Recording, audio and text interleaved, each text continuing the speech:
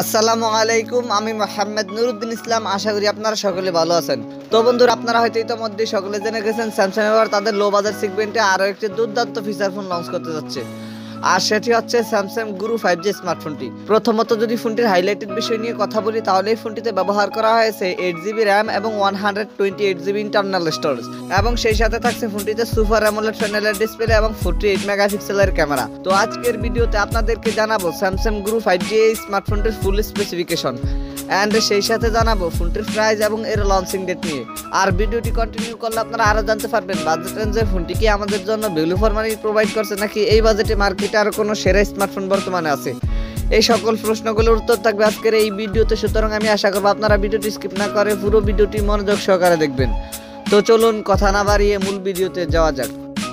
বন্ধুরা, সর্বপ্রথম যদি ফোনটির ডিজাইন অ্যান্ড এর বিল্ড কোয়ালিটি নিয়ে কথা বলি, তাহলে এই ফোনটির পেছনে ব্যবহার করা হয়েছে প্লাস্টিকের ব্যাক প্যানেল, আর এই ফোনটির রিয়ার প্যানেলের একটি ক্যামেরা বাম্পারের মধ্যে আপনারা পেয়ে যাবেন ডুয়াল ক্যামেরা সেটআপ, এবং ফোনটির ফ্রন্ট ফাটে আসলে ডিসপ্লের উপরের দিকে থাকছে একটি পাঞ্চল কাট আউট ক্যামেরা সেটআপ।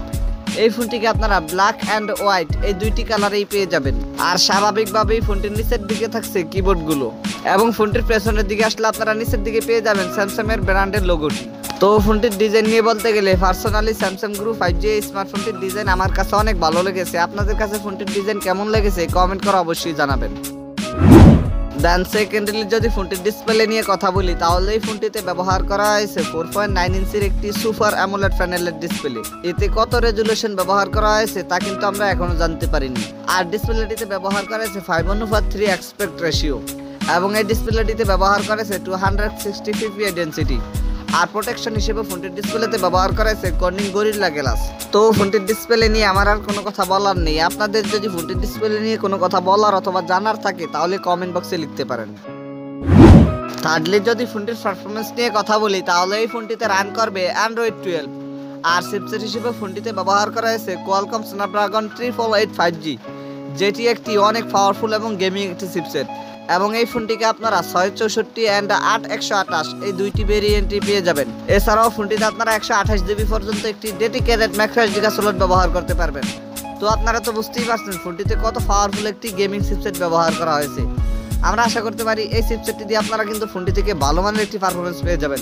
এছাড়াও ফোনটিতে কিন্তু 2G 3G 4G এবং 5G এই চারটি ব্যান্ডই সাপোর্ট করবে।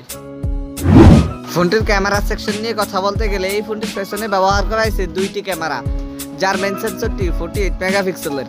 সেকেন্ডারিতে থাকছে 8 মেগাপিক্সেলের একটি ক্যামেরা। ফোনটির রিয়ার ক্যামেরা দিয়ে আপনারা সর্বোচ্চ ভিডিও শুট করতে পারবেন 1080p 30fps রেজুলেশনে।